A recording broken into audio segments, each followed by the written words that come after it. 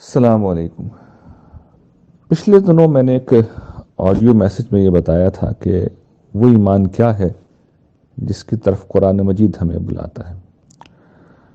اس ایمان کے میں نے دو اجزاء بیان کیے تھے۔ ایک یہ کہ وہ خدا جو نظر نہیں آتا، جو حواس کے دائرے میں نہیں آتا، جس کا آنکھیں ادراک نہیں کر سکتی، اس خدا کو انسان عقلی دلائل کی بنیاد پر مانے، اس کے رب واحد ہونے کو مانے، اس کے رازق کو خالق ہونے کو مانے اور اس کے حضور پیشی کا یقین کرے۔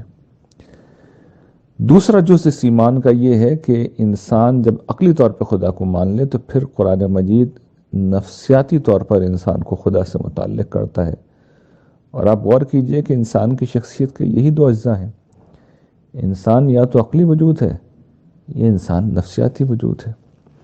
تو یہ قرآن مجید کا ایمان ہے۔ دوسری طرف ہمارا معاملہ یہ ہے کہ ایمان کا جو پہلا جز ہے، جس میں انسان غور و فکر کی بنیاد پر، تفکر اور تدبر کی بنیاد پر، عقل و استنباط کی بنیاد پر اپنے رب کو دریافت کرتا ہے اور اس کی ہستی کا ادراک کرتا ہے، ہمارے یہاں کوئی کرنے کا کام ہی نہیں ہے۔ ہم تو پیدائشی مسلمان ہیں، والدین سے ہم نے ایمان کو لیا ہے، اور کبھی سیدھی سی بات یہ ہے کہ اس حوالے سے ہم نے کبھی نہیں سوچا، اس پہ غور و فکر کیا ہی نہیں۔ ہم اس حقیقت کو ٹیک فار گرانٹڈ جسے انگریزی میں کہتے ہیں، بس لے لیتے ہیں، ہے تو ہے۔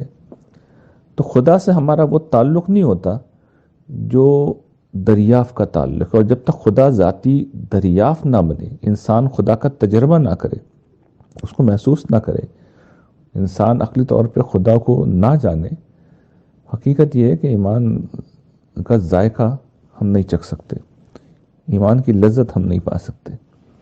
اس لذت کو پانے کا طریقہ کیا، یہ میں آج عرض کرتا ہوں۔ ایک تو دیکھیے یہ کہ ایمان کی ایسنس، اس کی اصل، اس کی روح کو سمجھنا چاہیے، وہ ہے حق کا اعتراف، دلیل کی بنیاد پر حق کا اعتراف۔ تو چلیے ہم خدا کو تو بہرحال پیدائشی طور پہ مان رہے ہیں، لیکن بارہا ایسا ہوتا ہے کہ بعض دیگر سچائیاں بھی ہمارے سامنے آتی ہیں جنہیں ہم پیدائشی طور پر نہیں مان رہے ہوتے۔ ہم کسی خاص عالم کے پاس بیٹھ گئے، اس کی باتوں کو ٹھیک سمجھ لیا، کسی خاص فرقے میں پیدا ہو گئے، وہاں کی سب چیزوں کو ٹھیک سمجھ لیا، اب سچائی کہیں اور ہوتی ہے۔ اور جب سچائی ہمارے سامنے آتی ہے تو ہمارا پورا وجود سراپا تعصب بن جاتا ہے، ہم کوشش کرتے ہیں کہ اس سچائی کو قبول نہ کریں، ہم بھاگتے ہیں اس سے۔ تو ایسے میں اگر ہم اپنے اوپر ضبط کریں، اپنے آپ سے لڑیں اور اپنے آپ کو آمادہ کریں کہ نہیں، ہمارے لیے سچائی سب سے زیادہ اہم ہے اور ہم نے اسے قبول کرنا ہے، تو پھر ہم خدا سے ایمان کی اس سطح پہ جڑ جائیں گے۔ اس لیے کہ ہم نے یہ کام اگر کیا ہے تو کس کے لیے کیا ہے؟ اپنے رب کے لیے کیا۔ تو گویا کہ عقلی ایمان کو ہم ٹھیک اسی طرح پالیں گے جس طریقے سے صحابہ کرام نے پایا تھا، اور یہ بہت مشکل کام ہے، لیکن ایک دفعہ آدمی ہمت کر لے تو ایمان کا یہ ذائقہ انسان چکھ سکتا ہے۔ اور یہ وہ چیز ہے جس کی طرف میں نے توجہ دلائی تھی کہ ہم اس طرح کے ایمان سے خالی ہیں، یعنی سچائی انسان کا سب سے بڑا مسئلہ بن جائے اور انسان اس کے خاطر اپنے ہر تعصب سے ٹکرانے کے لیے تیار ہو جائے اور وہ عقلی دلیل کی بنیاد پر سچ کو مان لے۔ دوسری چیز جو میں نے عرض کی تھی وہ یہ کہ انسان نفسیاتی سطح پر خدا کو پائے۔ دیکھیے نفسیاتی سطح پر خدا کو پانا ایک مشکل کام ہے، اور اس کی وجہ یہ ہے کہ انسان کی نفسیات ایک نہیں رہتی، انسان اپنے جذبات کا اسیر ہوتا ہے، وہ شہوات اور خواہشات سے مغلوب ہو جاتا ہے، اس کے اوپر قنوطیت اور مایوسی اور فرسٹریشن غلبہ پا لیتی ہے، تو انسان کے اوپر 10 طرح کی کیفیات گزرتی ہیں، اور ان ساری کیفیات کے اندر ہم خدا کو بھی بھول جاتے ہیں اور ایمان کو بھی بھول جاتے ہیں۔ تو اب حقیقی مومن کیا کرتا ہے کہ جب ان کیفیات کا غلبہ ہو رہا ہوتا ہے تو اس کا ایمان آتا ہے اور وہ اسے کھینچ کر خدا کی طرف لے جاتا ہے، اس کو کھینچ کر خدا کی طرف لے جاتا ہے۔ اور کس طرح لے جاتا ہے کہ جب انسان مایوسی کے بھون میں ڈوب رہا ہوتا ہے تو توکل آتا ہے اور اسے یہ بتاتا ہے کہ نہیں، میرا خدا ہے، میں ہاتھ اٹھاؤں گا، وہ مجھے اس بھنور سے کھینچ کر نکال کر لے جائے گا۔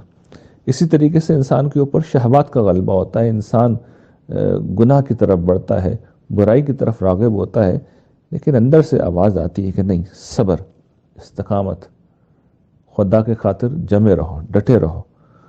اور انسان بھی محسوس کرتا ہے کہ وہ جو ایک آگ لگی ہوئی تھی شہوت کی، وہ بجھ گئی. خواہش کا جو ایک انگارہ دہک رہا تھا، اس پر کسی نے ٹھنڈا پانی ڈال دیا. تو یہ صبر ہے جو ایمان کی عملی شکل بن کے آتا ہے اور انسان کو کنٹرول کرتا ہے. اسی طرح جذبات کا غلبہ ہوتا ہے ہمارے اوپر. ہم کسی جذبے سے مغلوب ہو رہے ہوتے ہیں اور حق سے ہٹ رہے ہوتے ہیں، اور ایسے موقع پر ایمان آتا ہے اور عدل کی شکل میں آتا ہے اور ہمیں توجہ دلاتا ہے کہ نہیں، تم نے عدل سے نہیں ہٹنا، تم نے احسان سے نہیں ہٹنا.